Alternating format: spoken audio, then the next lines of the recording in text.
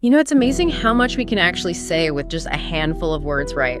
Like, especially when those words come together to form an idiom, it's like having a secret code almost, you know? Like you unlock this deeper level of meaning and connection beyond just like the surface of the words themselves. Yeah, absolutely. It's like tapping into this shared knowledge, this cultural understanding, and you can get across these really complex ideas, but like in a really concise way. Yeah. And that's what makes idioms so powerful. I mean, they're everywhere in how native speakers talk. And that's exactly what we're going to dive into today, this world of like advanced English idioms, the kind of phrases that you hear native speakers using all the time. Think of it like you're getting the VIP pass to fluency. Exactly. You got to move past just knowing what the words mean in the dictionary. You got to grasp what they actually imply, you know, the feeling, but cultural context. So in this deep dive, we're going to explore a whole bunch of these advanced idioms. And to make it easier on Jan, we've kind of grouped them into these different categories. And for each one, we'll break down like what it means, why it works, and how it brings, you know, that extra layer of meaning to the conversation. And of course, we'll give you plenty of real life examples. By the end of this, you'll have a really solid grasp of some key advanced idioms, ones that you can start recognizing and maybe even using yourself. All right, so let's get this show on the road. We'll kick things off with idioms that you're likely to bump into just, you know, in everyday situations. The first one we're tackling is bite the bullet. Bite the bullet is a pretty colorful way of saying to endure a tough situation, you know, something painful or difficult, but facing it with courage. You're not backing down, you're not complaining, just taking it head on. Right, like saying, I really didn't want to redo that whole report, but I just had to bite the bullet and get it done. Oh, and we even have a little conversation snippet for you. Oh. So picture this Emma sighs and says, ugh, I've been putting off this dentist appointment for weeks. I know I need a root canal. Oof. Yeah, that's a tough one. And Jake says, yeah, it's probably not going to be fun, but sometimes you just got to bite the bullet and get it over with. You'll feel better once it's done. It's true. Yeah. And you know, it's interesting about bite the bullet. There's this possible link to like battlefield medicine. Imagine back in the day before proper anesthesia, a soldier might actually bite down on a bullet to deal with the pain of surgery. Wow, I never thought about that. Yeah, it's pretty intense imagery. It really paints a picture, doesn't it? It really underlines the idea of just pushing through serious discomfort without flinching. Wow, that historical context really adds another dimension to it. Now think about yourself for a second. Can you remember a time when you had to face something really unpleasant? Something you were totally dreading, but you knew you had to just bite the bullet and go through it? I mean, we've all been there, right? It's part of life. It is. And that's what makes this idiom so relatable. You know, we all get that feeling of having to just push through tough times. Okay, let's move on to the next idiom in our everyday situations category. We've got hit the nail on the head. Ah, yes, hit the nail on the head. This one means you're describing something perfectly. You're identifying the root cause of a problem, or you're just spot on with your assessment of a situation. It's about pinpoint accuracy. Like if someone said, when she pointed out our marketing strategy was outdated, she really hit the nail on the head. Exactly. Oh, and here's another little conversation snippet. Let's hear it. Tom's super frustrated and says, I can't figure out why our website traffic is down. And Lisa's like, have we thought about maybe our social media engagement has dropped off? And Tom's like, you know what, you hit the nail on the head. They're probably connected. It's funny, right? You can almost picture someone like perfectly striking a nail with a hammer. Yeah. No hesitation, no missing the mark. It really captures that feeling of being absolutely right. It's more than just agreeing, you know? It's like acknowledging that someone has diagnosed the problem perfectly. Has there ever been a time when someone just like nailed it when describing a problem you were dealing with? Oh, for sure. And it feels so validating when that happens, like you're finally understood. Totally. It's like they haven't just guessed right. They've identified the exact point of failure. And that can be super helpful for moving forward. Absolutely. It often helps you find a better solution. Okay, so our last idiom in this everyday situations group is the ball is in your court. Ah, yes. The ball is in your court. This one means it's your turn to act. You're the one who needs to make the next move or decision. The responsibility is all yours. Like saying, I've sent you all the documents, now the ball is in your court. Just let me know what you decide. Perfect example. And we've got another little chat here. Steve asked Linda, so are we gonna move forward with the merger? And Linda's like, I've done all my research and given you my feedback. The ball is in your court now, Steve. It's your call. It's so clear, right? Like you can imagine a tennis match or basketball game where the ball is literally in one player's possession and everyone's waiting for their move. Right, there's this definite handover of responsibility. It's very clear who's got the next move.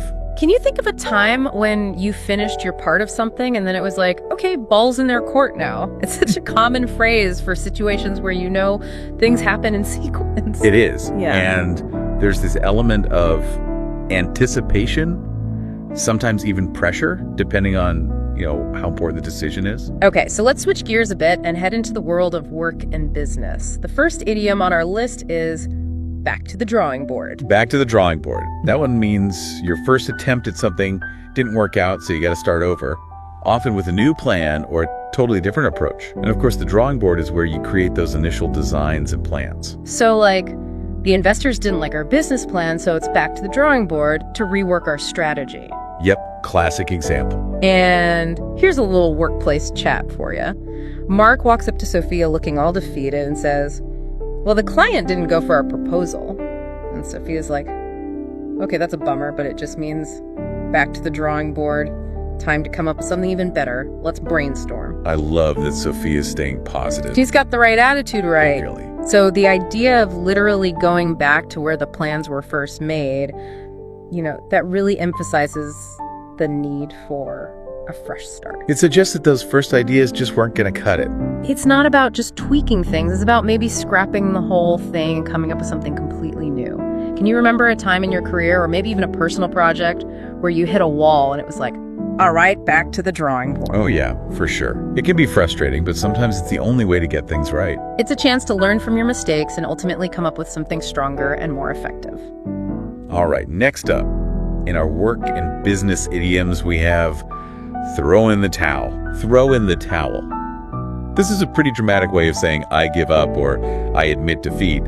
You're basically waving the white flag, especially when you're up against a massive challenge or, the odds are stacked against you. Yeah, it's like in boxing when a fighter's corner throws a towel into the ring to signal they can't go on anymore. Exactly. And we've got a good example here. After months of trying to meet these impossible deadlines, Sarah decided to throw in the towel and find a less demanding job. I don't blame her. And here's a little conversation. John's super stressed out and tells Emily, I've been working on this code for days and I'm getting nowhere. I don't think I can fix it. And Emily's like, hey, come on, don't throw in the towel just yet. Let's take another look at it together. Maybe a fresh perspective will help. I love that Emily's encouraging him to keep going. She's a good friend. So throwing in the towel really means you've reached your limit. You feel like you can't keep going and you're ready to just give up. It's like the last resort. It is. It's that point where your resilience is really being tested. Have you ever felt that urge to just throw in the towel on something? Like when you're hitting obstacle after obstacle? Of course. It's human nature to want to give up when things get really tough. But sometimes you just got to push through. Totally. All right, our last idiom for work and business is think outside the box. Think outside the box. Yeah. Everyone loves this one. It's a classic. It means you got to be creative, you got to be innovative. Don't just stick with the usual ideas and the obvious solutions. Come up with something fresh, something original. Like if we want to really shake things up in the market, we need to think outside the box and create a product that's unlike anything else out there. Yeah, that's the spirit. And here's a scenario for you. It's a team meeting, and the manager's like, our marketing campaigns aren't performing as well as they used to. We need new ideas, people. And a team member's like, maybe we should try something totally different, like some interactive online stuff, or even guerrilla marketing. We gotta think outside the box. I love it. So think outside the box is all about breaking free from those limitations. Yeah, like challenging the status quo. Exactly. Be open to ideas that might seem a little weird or unconventional at first. When have you had to really come up with some innovative solutions? When did you have to think outside the box? Oh, all the time. And that's often when the best ideas happen, when you're forced to get creative. For sure. Okay, so now let's step into the world of social situations. Yeah. And our first idiom here is the very descriptive, spill the beans. Spill the beans. This one means you're revealing a secret, usually by accident, or maybe you let it slip a bit too soon. Now, we were planning a surprise party for John, but his sister spilled the beans when she mentioned it in front of him. Oops. Classic slip-up. And here's a little social interaction for you. Emma asks Sophia, "Why has Mark been acting so strange lately? Are you hiding something from me?" And Sophia's trying to be all mysterious, but she eventually caves and says, "Okay, fine, I'll spill the beans. He's going to propose to Jessica." Oh, that's exciting. So the image of beans scattering everywhere, you know? Like you can't put them back in the bag. Exactly. It's a perfect way to describe a secret getting out, and it usually happens in a way that's hard to control. It's not usually done maliciously, though, right? No, it's more like the slip of the tongue. Like you didn't mean to do it. Have you ever spilled the beans about something? Or maybe had someone spill the beans to you? Of course. It happens to everyone. It's a pretty common social mishap. All right, next up we've got go the extra mile. Go the extra mile. This one means you're putting in more effort than what's expected. You're going above and beyond to achieve something or to help someone out. Like, our neighbor really went the extra mile when our car broke down. They drove us to work every day. Ah, that's really kind. And in this little conversation, David says to Tom, Lisa stayed late every night this week to make sure the presentation was perfect. And Tom's like, yeah, that's Lisa for you. She always goes the extra mile. I love that. It shows dedication, and initiative. It's about that willingness to do more than just the bare minimum. It shows you really care about the outcome. Think about the people in your life who always go the extra mile. What kind of impact do they have? It's often those people who make a real difference, right? Absolutely. They go above and beyond, and that creates strong bonds and leads to success. Okay, our last idiom for social situations is hit it off. Hit it off. This one's all about that instant connection you feel with someone you meet. It's like you click right away, you have great rapport, the conversation flows naturally. Like, I was a little nervous about meeting my new roommate, but we hit it off immediately, and now we're great friends. Wow, that's awesome. And here's a little snippet. Rachel's asking Paul about meeting a new colleague, and Paul's all excited and says, it was fantastic. We hit it off right away. We have so much in common. It's that feeling of instant chemistry, Yeah. Like you're on the same wavelength. You just get each other. And that can be the start of great friendships and collaborations. Can you remember a time when you met someone new and you just hit it off? Oh yeah, many times. It makes building new relationships so much easier and more enjoyable. It takes the pressure off. Okay, so now we're entering a bit more challenging territory. We're talking about idioms that describe difficult situations. And first up, we have through thick and thin. Through thick and thin. This one signifies the deep loyalty and support you have for someone. It means you're there for them through good times and bad times, through challenges and successes. Your commitment is unwavering no matter what. Aw, that's so sweet. It is. Like they've been married for 50 years and have supported each other through thick and thin. What a beautiful example. And here's a little conversation. Emma says to Jake, thank you for always being there for me no matter what. And Jake's like, of course, Emma. That's what friends do. We stick together through thick and thin. It's such a powerful expression of a strong bond. Mm-hmm.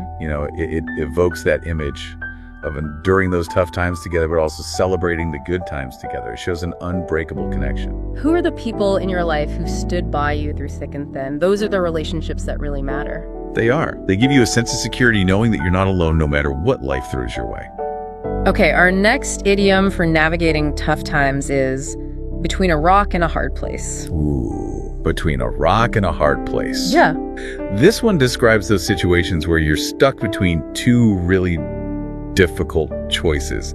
Like there's no easy way out. Both options have downsides. It's a classic dilemma. It is. A good example is I was offered a promotion, which meant more money, but also way longer hours. So I felt like I was between a rock and a hard place. Oh, I can relate to that. And here's a little scenario. Sarah's telling Mike about a tough decision she's facing. I don't know what to do. If I stay in my current job, I'm not getting paid enough. But if I move to this new city for a better opportunity, I'll be far from my family. And Mike's like, that's rough, Sarah. You're really between a rock and a hard place. It's that feeling of being trapped, right? Like Right. there's no escape. Yeah. And it can be so stressful. Have you ever been in a situation where you felt totally stuck like that? Of course. We all have. And sometimes you just have to pick the least bad option because there's no perfect solution. All right, our last idiom for difficult situations is cut to the chase. Cut to the chase. This means get straight to the point. Don't waste time with unnecessary details or small talk. Just tell me what's important. Like, we don't have much time, so let's cut to the chase and discuss the main issues. Exactly. It's all about being efficient and direct. And here's a little exchange. A boss is looking at their watch and says to an employee, we're on a tight deadline here. What's the bottom line? And the employee is like, okay, I'll cut to the chase. We're facing a major budget shortfall. So it's about respecting everyone's time and making sure the important information gets across quickly. In what kind of situations do you find yourself saying, cut to the chase? I feel like it's super common in work settings or anytime you're pressed for time. Oh, for sure. It shows that you value everyone's time and that you want to get things done efficiently. Okay, so now let's talk about some idioms that relate to success and failure. And the first one is pretty interesting. It's a blessing in disguise. A blessing in disguise. This one refers to something that seems bad or unlucky at first, but then turns out to have a positive outcome. Like losing that job I hated ended up being a blessing in disguise because it pushed me to start my own business. Exactly. Sometimes what seems like a setback is actually an opportunity in disguise. And here's a little story. Tom's telling Lisa, I was so bummed when my flight got canceled, but then I met this incredible person at the airport and we've been dating ever since. And Lisa's like, wow, that's a total blessing in disguise. It's all about finding those silver linings right. Can you think of a time when something bad happened, but looking back, you realize it was actually a blessing in disguise? Oh yeah, definitely. It just goes to show that things aren't always what they seem. And that sometimes adversity can lead to unexpected opportunities. Okay, next up we have burn the midnight oil. Burn the midnight oil. This one means you're working or studying late into the night. You're sacrificing sleep to get things done, meet a deadline, or prepare for something big. Like, I had to burn the midnight oil to finish this presentation for tomorrow morning. Who have all been there. And here's a little conversation. Alex sees Nina looking super tired and asks, you look exhausted. What have you been up to? And Nina's like all yawning, I've been burning the midnight oil all week, studying for finals. Oh yeah, those late night study sessions. So it paints this picture of working when everyone else is asleep. It shows dedication and hard work. And sometimes it's necessary to get things done. Have you ever had to burn the midnight oil to finish a project or get ready for something important? Absolutely. And it's exhausting, but there's also a sense of accomplishment when you finally finish. Totally. All right, our final idiom for today is jump on the bandwagon. Jump on the bandwagon. This one means you're joining a trend or a movement because it's popular or seems like it's going to be successful. Like with electric cars becoming so popular, everyone's jumping on the bandwagon and buying one. Yeah, it's like following the crowd. And here's a little observation. Tom says to Lisa, it seems like everyone I know is suddenly investing in cryptocurrency. And Lisa's like, yeah, it's a total bandwagon effect. So it's about that fear of missing out. Like you don't want to be the only one not doing it. And sometimes it's not even about genuine interest. It's just about fitting in. What trends have you seen people jumping on lately? It happens with everything from technology to fashion to, social causes. It's a fascinating social phenomenon. Right. We're all influenced by what other people are doing. So as we wrap up this deep dive, it's clear that learning these advanced idioms isn't just about expanding your vocabulary. Right. It's about gaining a deeper understanding of how native English speakers communicate. It's about understanding those subtle nuances, the implied meanings, the cultural references. And it's about expressing yourself in a more authentic and engaging way.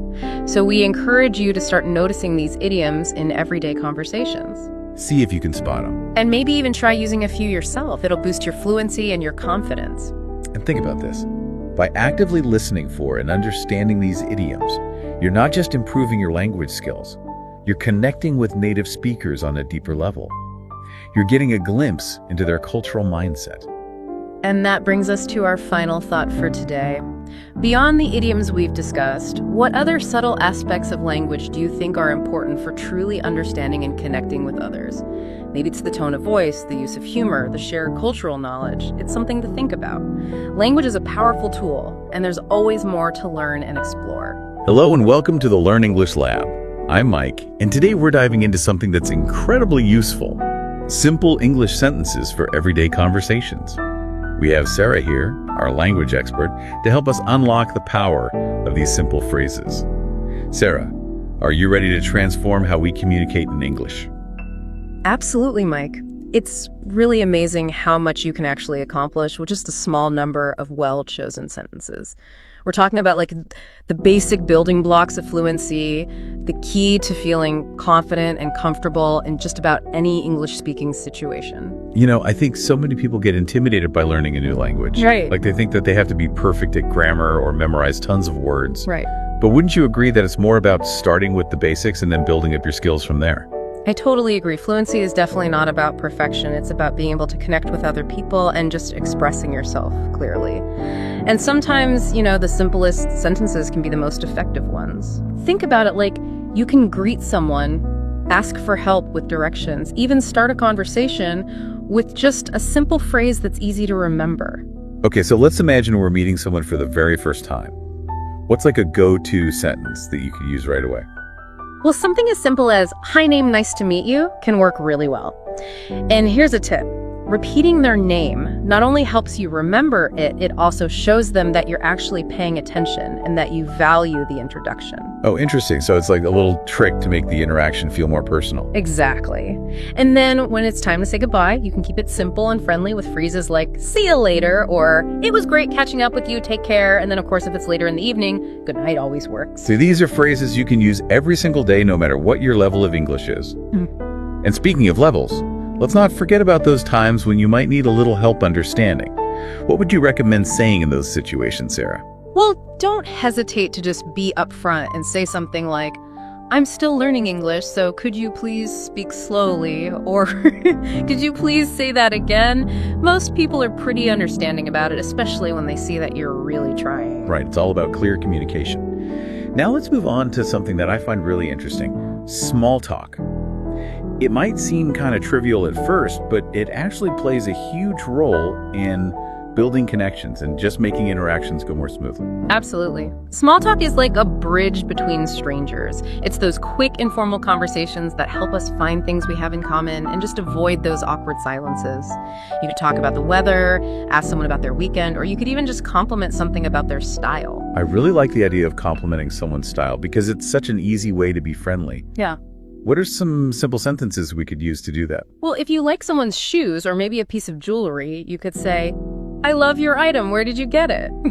It's a genuine compliment and it lets them share a little bit about themselves. Oh, so that open-ended question is key. It makes the conversation last longer than just a simple thank you. Now, what about some other classic small talk topics, like movies or TV shows? How can we find out what someone likes?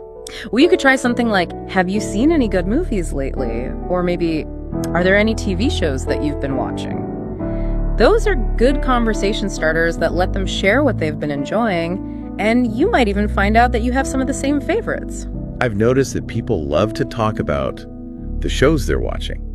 And of course, we can't forget about food. Yeah. It's like a universal language, right? Absolutely. You could ask something as simple as, "Have you tried any new restaurants recently?" Or, "What's your favorite kind of food?" And that could lead to a really fun conversation. You know what I'm noticing here is that these sentences might seem simple, but they're actually quite strategic. They're designed to really open up the conversation and encourage the other person to share. Yeah, exactly. They're not just about sharing information, they're about connecting with people and building relationships. That's a really important point. Yeah. Now, I'm really interested to dive into some specific situations where these simple sentences can really come in handy. We'll start with work and school, which are two places where being able to communicate clearly is super important. Okay. In a professional or academic setting, like at work or at school, it's really important to be able to ask for help when you need it. To ask for clarification or just assistance in general. It shows that you're engaged and proactive. I completely agree. It's way better to just ask a question than to just struggle on your own. Yeah. So what are some key phrases that we can use in those types of situations? Well, if you need something explained, again, don't be shy. Just say, "Could you explain that concept one more time?" Or, "I didn't quite get that. Could you repeat it?"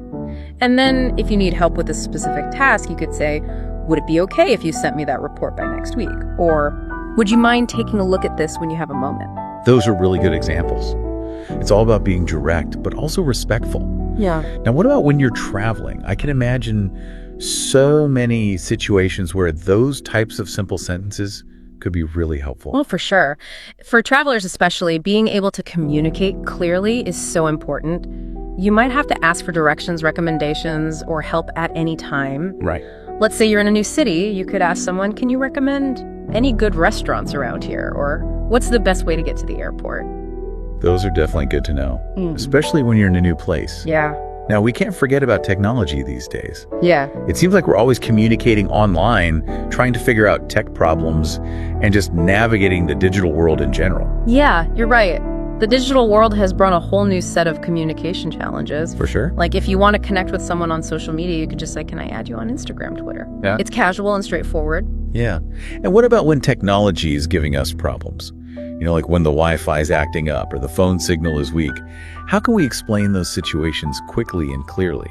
Well, if your Wi-Fi is being difficult, you could say, I'm sorry, my Wi-Fi is really lagging right now, or my internet is a bit unstable at the moment. Okay. And if you're having phone signal problems, you could try, sorry, my phone signal is bad right now, or I think I'm breaking up a little. Can you still hear me? It's amazing how those little phrases can make things go so much more smoothly. It's all about just setting expectations and keeping the conversation going. Sarah, as we're going through all of these scenarios, I'm starting to see how useful it is to have these sentences ready to go. It's like having this secret code that you can use to communicate in any situation. I like that analogy. It's about being prepared, having the right tools, and knowing that you can handle just about anything. Exactly. And speaking of handling different situations, let's talk about something that's important in any language. Expressing gratitude and apologizing. Yeah, those are like the fundamental social skills that go beyond words. Yeah. But thankfully, even just simple sentences can convey those feelings in a sincere way. Okay, so let's start with thank yous. What are some straightforward ways to show your appreciation? Well, thank you so much, or I really appreciate it, are always good places to start. And you can always add a personal touch by saying, thank you so much for your help with this, or thank you for your time. Those are classic for a reason. They're simple, sincere, and they always get the job done. Yeah. And what about when we need to apologize? A simple I'm sorry is usually enough, but Yeah. you can always be more specific. You could say I'm sorry that I'm late, or I apologize for that mistake. And to show that you're taking responsibility, you could say, I apologize for any confusion I might have caused. That's a great way to show that you want to fix things. Now let's talk about a topic that's really relevant these days: health and well-being.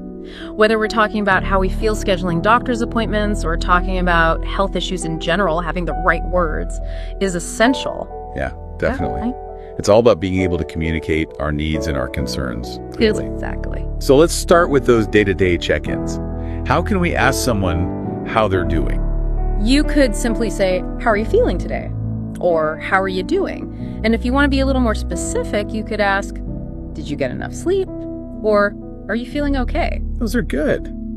And what if we're the ones who aren't feeling so great? How can we express that to someone else? You could say, I'm not feeling too well today, or I have a bit of a headache.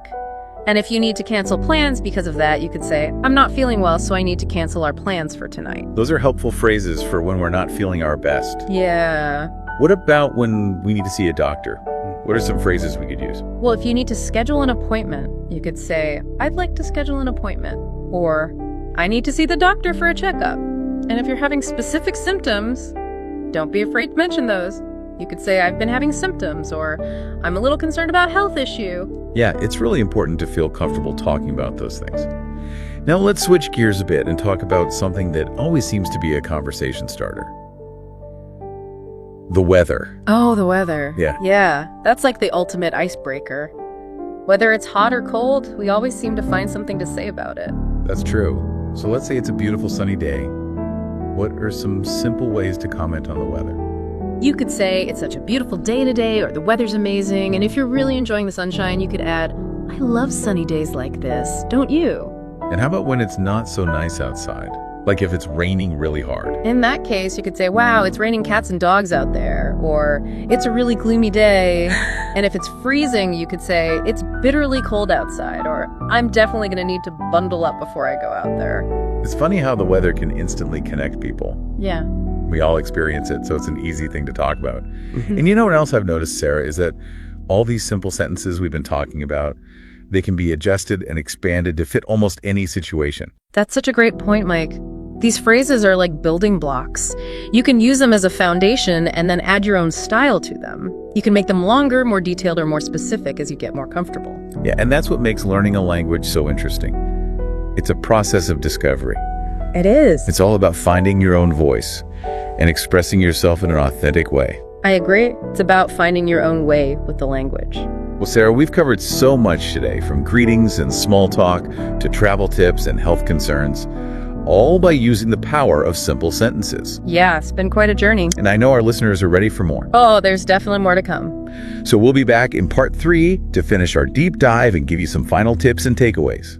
Don't go anywhere. Welcome back to the Learn English Lab. We're in the home stretch now of our deep dive into simple English sentences for everyday conversations. And I'm already feeling a lot more confident about using all the phrases we've talked about. Yeah, it's incredible how much of a difference just a few well-chosen words can make. You know, we've explored so many different scenarios today, and hopefully our listeners are starting to see how simple sentences can really unlock a whole world of possibilities for communication. I agree. And we're going to keep adding even more tools to our communication toolbox today. Let's talk about a situation that can sometimes feel a bit awkward. Making appointments. Yeah. Whether it's for work, a casual hangout with friends, or even a doctor's appointment, there are some key phrases that can make the whole process a lot smoother and less stressful. Yeah, for sure. It all comes down to clarity and being considerate.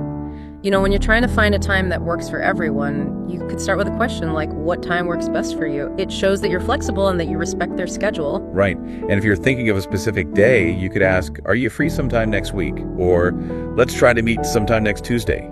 Yeah, those are great options. And if you need to reschedule for some reason, just say, would it be possible to reschedule our meeting? Or something came up. Could we maybe move our appointment to Thursday instead? I think people sometimes worry about sounding rude when they have to reschedule. Yeah. But it's really all about being polite and just saying it directly. Exactly. Honesty and communication are key. Okay, so now let's move on to another situation that we all probably find ourselves in on a regular basis. Shopping. Whether you're online or in an actual store, having some go-to phrases ready can make the experience much better. Okay, so imagine you're in a clothing store and you need some help. What's a good way to get a salesperson's attention? You could try saying, hi, I'm looking for a new pair of jeans, or do you have the shirt in any other colors? And if you just want to look around for a bit without any help, You can just say, thanks, I'm just browsing for now. That lets them know that you're okay on your own. And then when you're ready to buy something, you can say, I'll take this, or I'd like to buy this, please. perfect. Now, online shopping is getting more and more popular all the time. Are there any phrases that are particularly helpful for shopping online? Oh, definitely. If you can't find what you're looking for, you could ask, can you help me find this item? Or, I'm looking for item, but I'm not seeing it anywhere on your website. And what if you need to ask about the sizing or have a general question about a product? Most websites have a chat feature, or you can send an email to customer service. They're usually pretty quick to respond because they want to make sure you have a good experience. Okay, for our final scenario today, let's talk about a skill that's really important, but sometimes we avoid it. Asking for help. It could be anything from needing directions to needing something explained in a meeting or even needing help with some kind of technical problem. I think a lot of us hesitate to ask for help because we think it makes us look weak. But you know what? It's actually the opposite. Being able to ask for help shows confidence and that you're open to learning. Yeah, I totally agree. It shows you're proactive and that you can solve problems. So let's say you're totally lost and need to ask for directions. How would you approach someone? You could say, excuse me, could you please tell me how to get to location? Or, I think I'm a bit lost. Would you mind pointing me in the right direction? And if you need help with something at work or at school? You could ask, could you give me a hand with this? Or, I'm having a little trouble with task. Do you think you could help me out?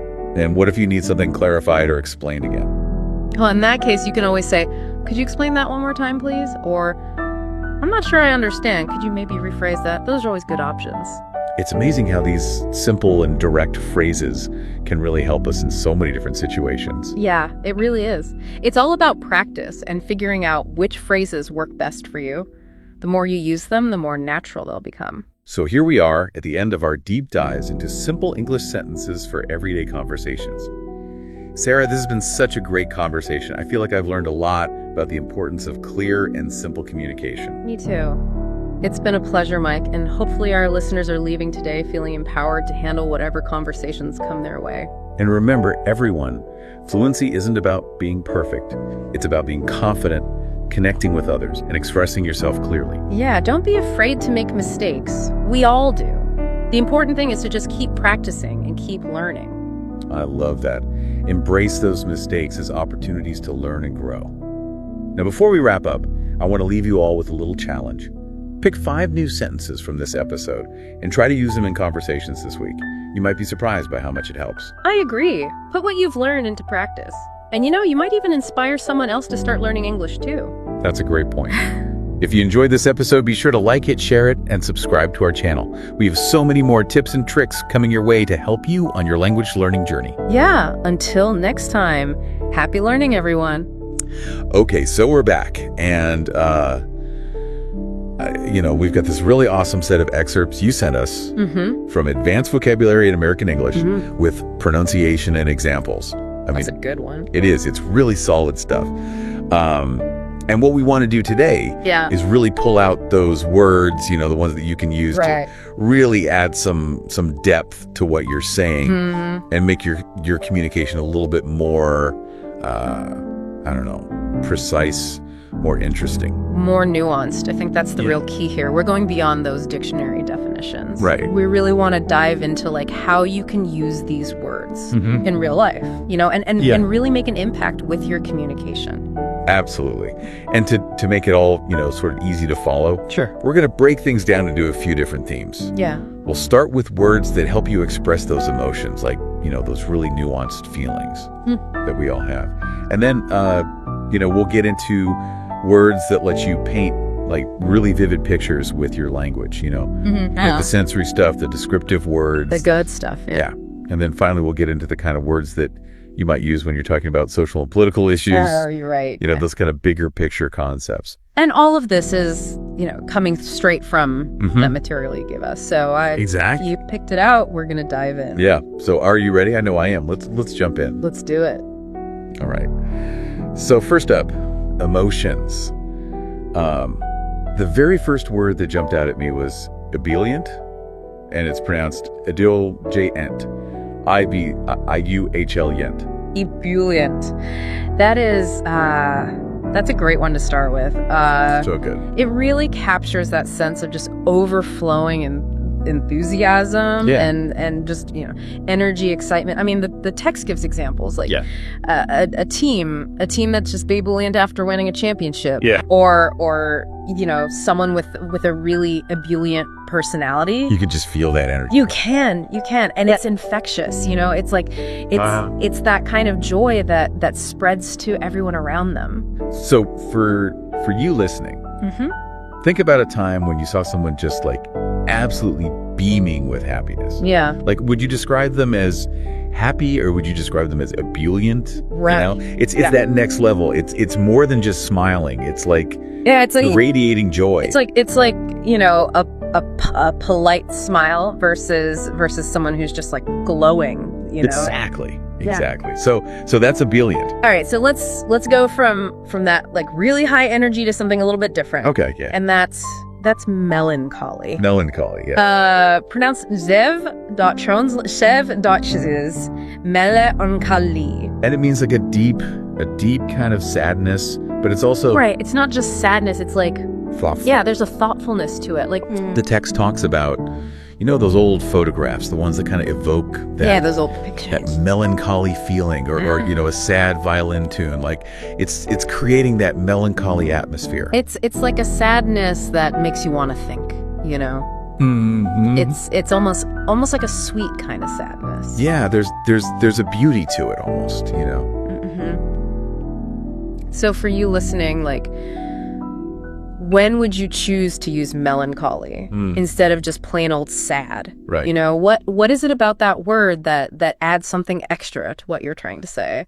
It's like if you're, sitting on a rainy afternoon, you're looking out the window and you're kind of lost in thought, Yeah. Maybe you're thinking about the past, maybe you're just kind of feeling a little bit down. Yeah. It's more than just sadness. It's it's a deeper, more reflective kind of emotion. Okay, so we've got ebullient and we've got melancholy. Sure. Now let's look at stoic, pronounced sessiostoic. And that one's all about enduring hardship. You're going through something really tough, right? But you're not showing your feelings. You're not complaining. You're just kind of taken it. So like the text says, someone remaining stoic even though they've just gotten really bad news.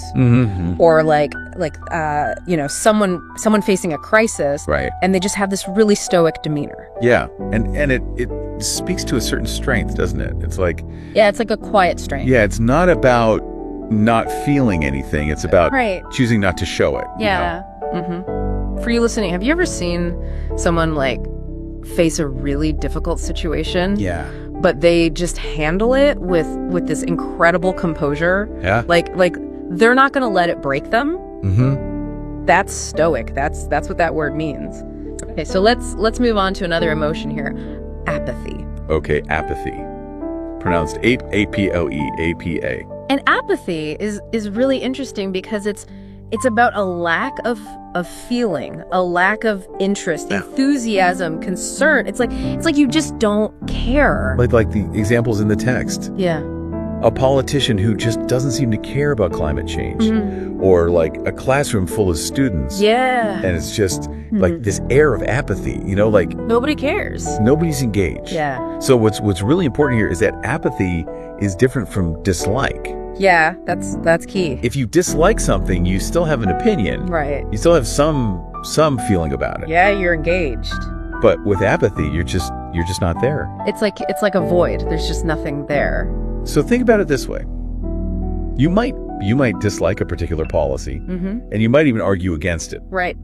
But if you feel apathetic towards something, it's like you can't even be bothered to have an opinion. Okay, let's move on to euphoria. Euphoria. That's pronounced euphoria. U-O-R-E-A.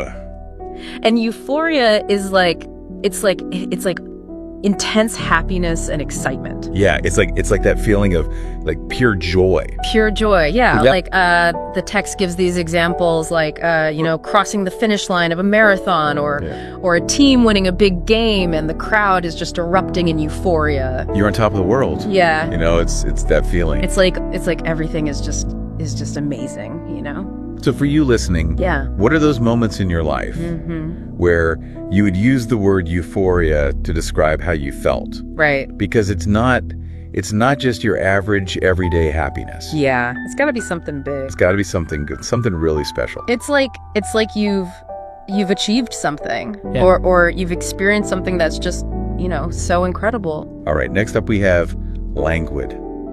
Pronounced salacious. Languid. Languid. Yeah. And languid is a really interesting word. Yeah, it's kind of a soft word, Yeah, it's about a lack of energy, but it's not negative. Like it's not laziness. It's more like Right.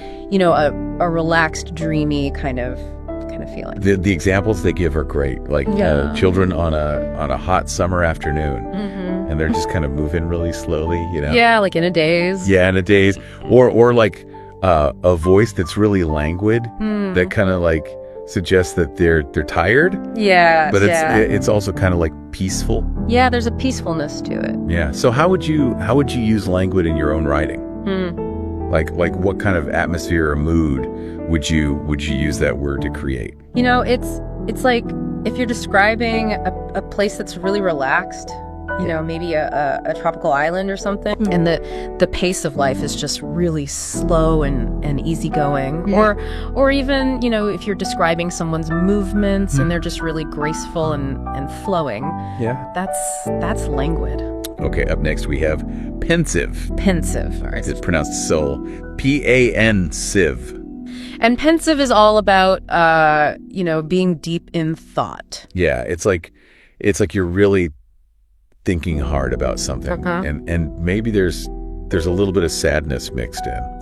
Yeah, there's often a little bit of melancholy there. Like the text gives these examples of, someone who's sitting by a window, they're pensive, they're watching the rain, or someone who's, making a really difficult decision and they have this pensive expression on their face. Yeah. It's like their mind is just, working through all these possibilities. So when you see someone who looks pensive, what do you think is going on in their head? I think they're weighing something carefully. They're thinking about, the past, the future. maybe they're trying to solve a problem. But there's a seriousness to it, you know? It's not just like daydreaming. Okay, so pensive is kind of a quiet emotion. Let's look at something a little bit more intense. Exasperation. Exasperation. Pronounced exasperation. And exasperation is like that feeling of, you know, intense irritation, annoyance, like you're at the end of your rope. I think we've all been there. We've all been there, yeah. Where you're just like, I can't take it anymore. Right. So the examples they give in the text are, you know, slamming your laptop shut in exasperation because, you know, you're getting these error messages. Yeah, the computer's not working. The computer's not working. Or you know, someone's giving you the same excuse over and over again. Right, those flimsy excuses. Yeah. It's like you're just done. So what's the difference for you between like regular annoyance and exasperation? It's the intensity. It's like annoyance is like, oh, this is annoying. Yeah. Exasperation is like, I'm gonna scream. Yeah, it's like you're at your limit. Yeah, it's that boiling point. Okay, now let's move on to rapture. Rapture. Pronounced rapture. And rapture is a really powerful word. It's like, it's about being completely overwhelmed by emotion. Usually it's joy or love. Yeah, it's like you're just like swept away by it. Swept away, yeah. Like the examples they give in the text are, you know, listening to a really beautiful piece of music and just being in rapture or gazing at a newborn child, you know, with that sense of rapture. It's like you're transported. So how is rapture different from just like regular happiness or love? What makes it so intense? It's like, you know, happiness is like, oh, I'm happy. Yeah. Love is like, I love this person. Rapture is like, you know, you're almost losing yourself in the feeling. Yeah, it's like you're completely absorbed by it. Yeah. Okay, and last but not least, in our emotions section, we have trepidation. Trepidation. That's pronounced trepidation. Trepidation is basically fear or anxiety. Yeah. But it's about something that might happen in the future. Yeah, it's like that nervous feeling you get when you're anticipating something. Yeah, anticipating something. That might be bad. That might be bad, yeah. So like the text gives the example of you know, going into a job interview and feeling trepidation or being in a dark forest and you're feeling that sense of trepidation. So how is trepidation different from just like being scared? Like what is it about that word? It's the anticipation. It's like being scared is like, boo, I'm scared right now. Right. Trepidation is like, something bad might happen. Yeah, it's like something's looming. Yeah, it's like that knot in your stomach. Okay, I think we've covered a lot of emotional ground here. Yeah, we've got a good range. We do. So let's shift gears a little bit and talk about some of those words that really let us paint pictures with our language. The sensory stuff. Yeah. Yeah. So the first word that comes to mind here is luminous. Luminous. Okay. Pronounced gelazels.me.n luminous. And luminous is all about light. Yeah, but it's not just like bright, you know. No, it's more than that. It's like a soft, radiant glow. The examples they give are really good. Yeah. Like a luminous moon over a lake, or a luminous smile. Yeah. It's like the light is coming from within, you know? Yeah, it's beautiful. So how would you use luminous in your own writing? Like how would you make your descriptions of light more vivid? You know, it's all about finding those moments where the light is really special. You know, it's not just about describing something as bright. It's about describing it as luminous. Okay, next word. Cacophony. Cacophony, all right. Pronounced K-F-Funi-san. K-K-A-Fene. And cacophony is all about sound. Yeah. But it's not just any sound. It's like bad sound. It's bad sound. It's like a harsh, discordant mixture of sounds. The examples are kind of funny, you know, like a cacophony of car horns in traffic. Right, or like a band tuning up. Yeah, that's a good one. Everyone's playing at the same time. It's just awful. So when would you use cacophony to describe a sound? Like when is it more than just like Loud. When it's unpleasant, Right. when it's like it's hurting your ears. Yeah, it's like nails on a chalkboard kind of sound. Yeah, exactly. All right, next word. Tactile. Tactile. Okay. That's pronounced tactile. And tactile is all about the sense of touch. Yeah, so it's like anything you could feel. So the text gives these examples like the softness of velvet, or someone who's a tactile learner. They like to learn by doing. So how would you use tactile to make your writing more specific? Like when you're talking about physical sensations, how can you use that word to really highlight what it feels like? It's about using it when you're describing something that you can actually touch. So, it's not just about seeing it or hearing it. It's about how it feels against your skin.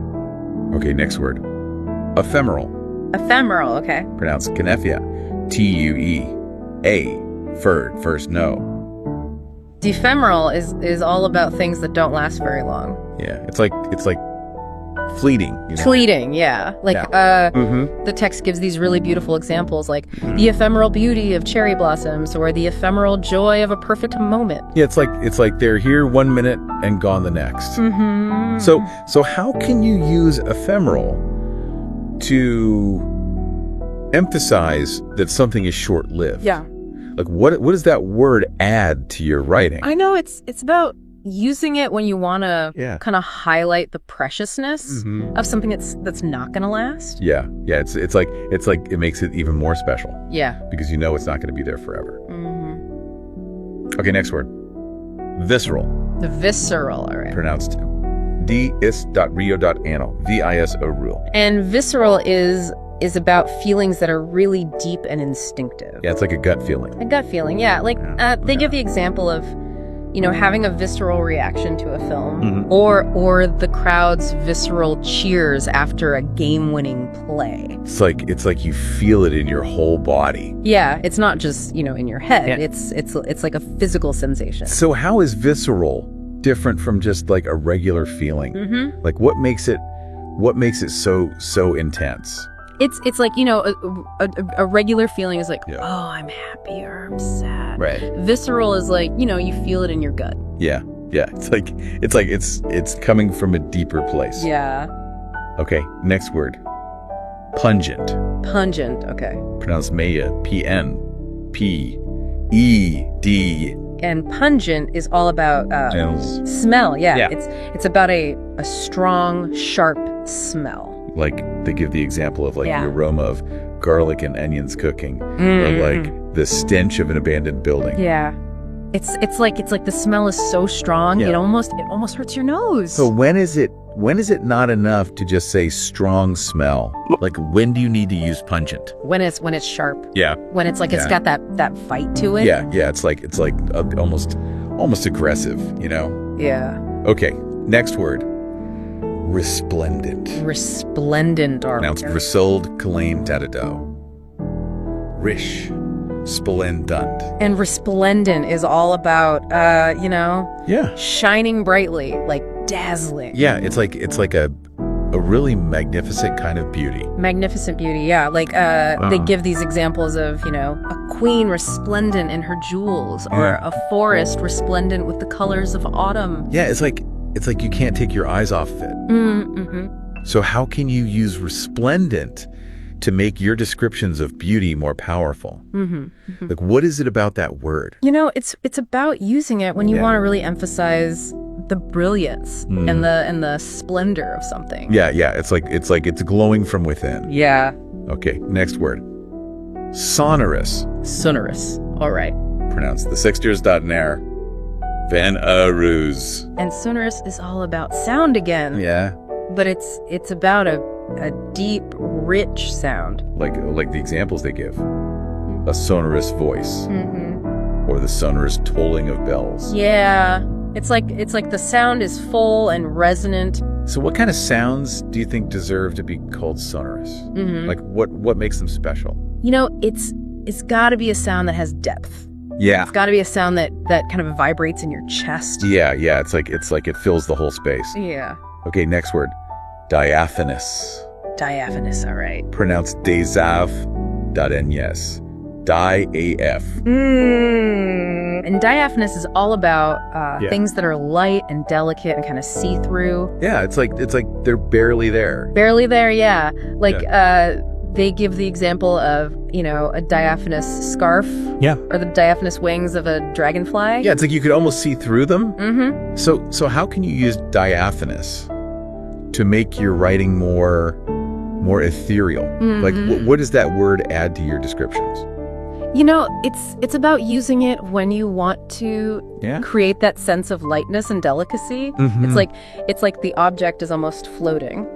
Okay, and next we have olfactory, Olfactory, all right. pronounced derelsic.tr.I olfactory. And olfactory is basically just a fancy word for Smell. smell, yeah. So like they give the example of, the olfactory thrill of fresh coffee, Mm-hmm. or like having a really strong sense of smell. Yeah, heightened olfactory senses. So when would you use olfactory instead of just smell? Mhm. Like, is there a time when it's more appropriate? Welcome back to The Deep Dive, your ultimate shortcut to being truly well-informed. Hello, everyone.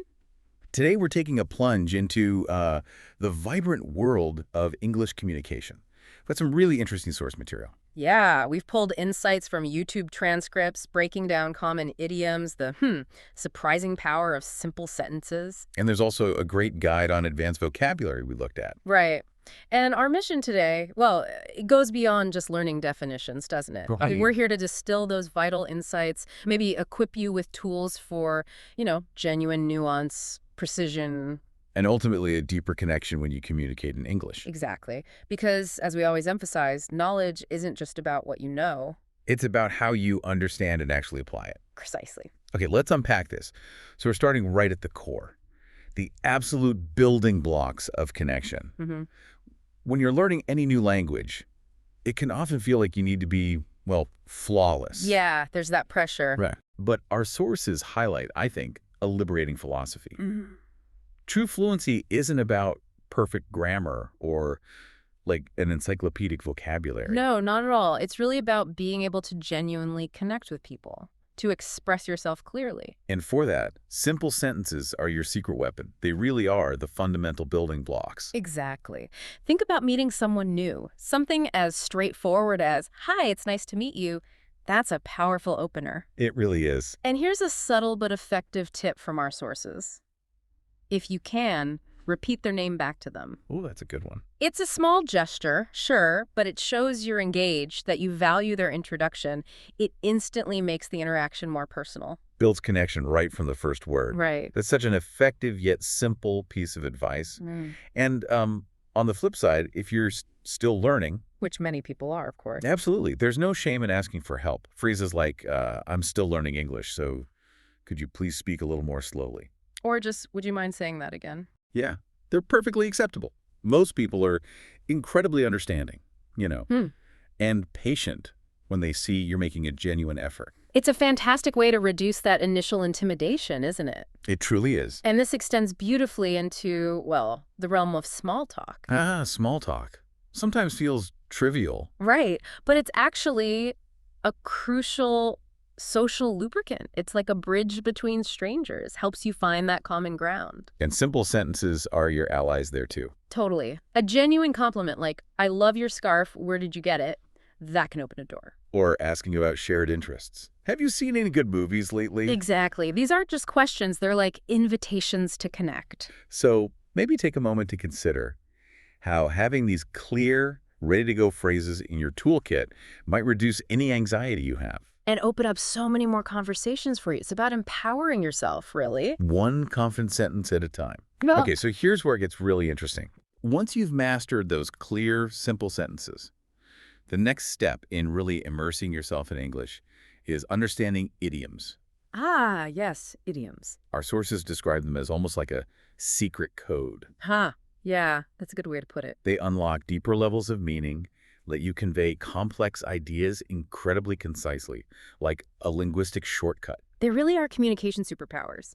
Idioms tap into, shared knowledge and cultural understanding. So mastering them gives you that VIP pass to fluency. Kind of, yeah, because you're not just understanding literal dictionary definitions, but grasping the implied meaning, the cultural context, Adds a richness of flavor. that plain literal words just can't quite achieve. Okay, let's unpack a few vivid examples from our source material. First, from everyday situations. Bite the bullet. Ah, a classic. Means to endure a tough situation with courage, right? Without backing down or complaining. Yeah, like facing a dreaded root canal. Or having to completely redo a report you thought was finished. Ugh. And what's fascinating here is that possible historical link. Right, the soldier on the battlefield, before proper anesthesia, literally biting down on a bullet. Exactly. That image really underscores the core meaning. It's about resilience, quiet determination. It's not just pain, it's how you face it. We've all had those moments, haven't we? Where you just have to push through something unpleasant that's biting the bullet. Absolutely. Another great one, hit the nail on the head. Mm-hmm. This means you've described something perfectly, identified the root cause, been spot on. You can almost picture it, can't you? Striking a nail with perfect precision. It perfectly captures that feeling when someone just nails an observation, like pointing out an outdated marketing strategy, and you realize, wow, they really hit the nail on the head. Yeah, it's more than just agreement. It's acknowledging someone diagnosed a problem perfectly, which is often the first step towards fixing it. It feels validating when someone articulates something you've been grappling with so precisely. Definitely. Okay, moving to how these shortcuts play out in the professional world. Our sources bring us back to the drawing board. Right. This one means your first attempt didn't quite work out. So you have to start over, often with a fresh perspective or a totally different approach. Like when investors aren't sold on a business plan, maybe. Or a client rejects a proposal. It's about acknowledging a setback and then, well, restarting with renewed focus. It signals that the initial ideas just weren't going to cut it. A completely fresh start is needed. Can be frustrating, I imagine. Sure, but it's also a valuable chance to learn from mistakes, maybe come up with something even stronger. Good point. And finally, under success and failure, a blessing in disguise. Ah, I like this one. It refers to something that initially seems bad, unlucky even. But then unexpectedly turns out to have a positive outcome. Like maybe losing a job you disliked led you to start your own successful business. Or a canceled flight meant you met someone incredible. It happens. It's all about finding those silver linings in life's twists and turns. It's a really beautiful way to describe how adversity can often lead to unforeseen opportunities, growth. So idioms aren't just phrases. No, they're like cultural passwords. They unlock a deeper layer of meaning and connection, make your communication efficient and incredibly rich. Now, let's shift gears a bit. Let's explore how we can elevate our expression even further with advanced vocabulary. Okay. This segment's all about adding depth, precision, nuance to your communication, moving beyond basic definitions. Painting with a finer brush, so to speak. Exactly. And these aren't just, bigger words, they're smarter words. They let you articulate precisely what you mean, create a specific atmosphere, express a precise feeling. And we've grouped them into categories, right? We have, starting with words for nuanced emotions, then moving to vivid, sensory, and descriptive language. All right, let's kick off with nuanced emotions. First up, ebullient. That's pronounced E-B-U-L-E-N. Ebullient, yeah. Describes someone overflowing with enthusiasm, energy, excitement. Like a team after winning a championship. Pure ebullience. Well, that friend with such an ebullient personality, they just radiate joy. Right. So when might you choose ebullient instead of just happy? It's that next level, isn't it? Yeah. Beaming, almost bubbling happiness. It conveys an almost irrepressible joy. Okay. On the flip side, we have melancholy. Pronounced melancholy. Melancholy. This is a deep, thoughtful sadness, often with a hint of beauty or contemplation. Like old photographs evoking a melancholy feeling. Or a sad violin tune creating a melancholy atmosphere. It's a sadness that makes you think, reflect. So how is it different from just plain sadness? It has that reflective, almost poignant quality to it. It's not just down, it's thoughtful. Then there's stoic, pronounced S-T-O-H-I-C. Stoic. This refers to enduring hardship without outwardly showing feelings or complaining. demonstrating a quiet, remarkable strength. Like someone remaining stoic after receiving difficult news. Or facing a crisis with a stoic demeanor. It's not about not feeling, is it? No, not at all. It's about choosing to process it internally without letting it overwhelm their outward composure. Have you ever seen someone handle a truly difficult situation with that kind of incredible, calm resolve? It's impressive. It's a powerful testament to inner fortitude. And then we have apathy, pronounced A-P-A-V. Apathy. This is a lack of feeling interest or concern. Our sources mention examples like maybe a politician appearing apathetic about an important issue. Or that kind of air of apathy hanging over a classroom sometimes. And the crucial distinction here, apathy is not dislike. Right? Exactly. If you dislike something, you still have an opinion and engagement. With apathy, there's just a void, an absence of care entirely. Wow, those words really let you paint the emotional landscape with such precision. Not just a broad brushstroke. Allows for real empathy and understanding. And I think our sources also mention trepidation for that nervous anticipation of the future. Yes, trepidation, another great one. That feeling before a job interview, maybe. Definitely worth exploring. Okay, now let's move to words that paint with vivid sensory and descriptive language. These really bring a scene to life. Let's start with luminous, pronounced L-O-. Luminous. Describes a soft, radiant glow, often implying light from within. Like a luminous full moon over a still lake. Or a person with a luminous smile that just lights up the room. How does luminous make descriptions of light more special, more ethereal maybe than just bright? It adds that layer of depth, almost a warmth, a softness. Bright can be harsh sometimes. Luminous feels gentler. That makes sense. Next up, cacophony. Pronounced ku-kai-etufuni. Cacophony, a great word. Describes a harsh, discordant mixture of sounds, an unpleasant noise. Picture the cacophony of car horns during rush hour. Or a band tuning up, that chaotic din before a concert.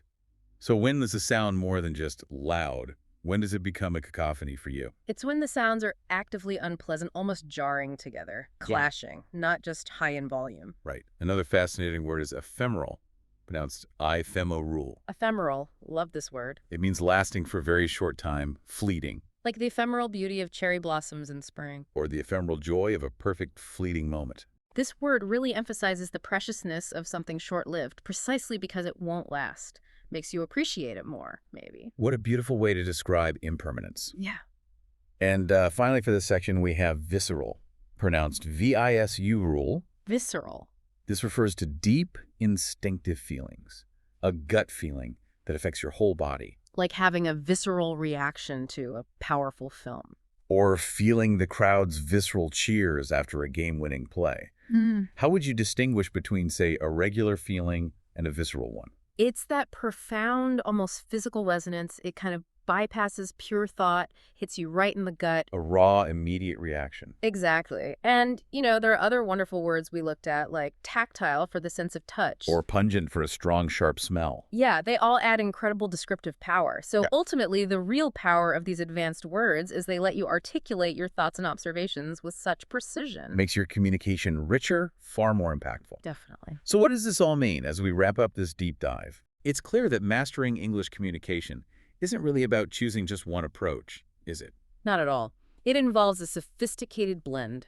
From the welcoming simplicity of basic sentences that build those initial connections. To the cultural richness of idioms that unlock deeper meanings. And finally, to the precise artistry of advanced vocabulary that adds, well, unparalleled depth and nuance to your expression. It truly is. And this isn't just about improving your language skills per se. Right. It's about gaining a deeper understanding of how native English speakers communicate, connecting with them on a more profound level. Getting a glimpse into their cultural mindset. Exactly. And critically thinking about language beyond just its surface is such an essential skill in our information-rich world today. So we really encourage you to start applying what you've learned today. Yeah, definitely try it out. Begin to notice these idioms, these advanced words in everyday conversations, maybe in books or in media you consume. See if you can spot them, understand their context.